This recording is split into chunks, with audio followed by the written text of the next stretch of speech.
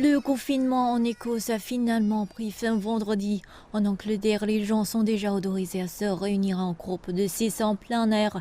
Mais à l'approche de Pâques, les autorités ont appelé à la prudence. Beaucoup de lieux restent fermés, notamment le zoo de Londres, laissant les animaux participer à leur chasse aux œufs annuelle, mais sans le public habituel. Cependant, les foules pourraient bientôt revenir. Les spectateurs qui peuvent prouver leur immunité pourraient être autorisés à assister à la finale de football de la FA Cup le mois prochain au stade de Wembley. Le Premier ministre britannique Boris Johnson devrait annoncer lundi plus de détails sur le plan de passeport d'immunité, alors que des signes de malaise grandissent parmi de nombreux députés qui craignent de consolider la violation extraordinaire des libertés civiles imposée l'année dernière et diviser la société.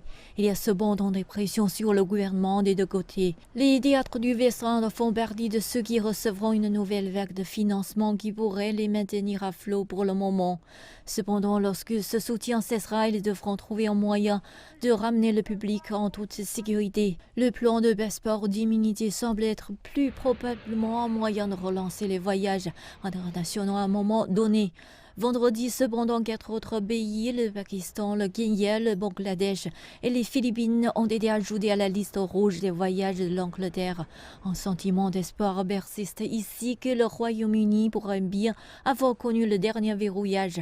À l'horizon, cependant, une image peut-être plus claire que jamais de ce que l'expression nouvelle normalité pourrait vraiment signifier.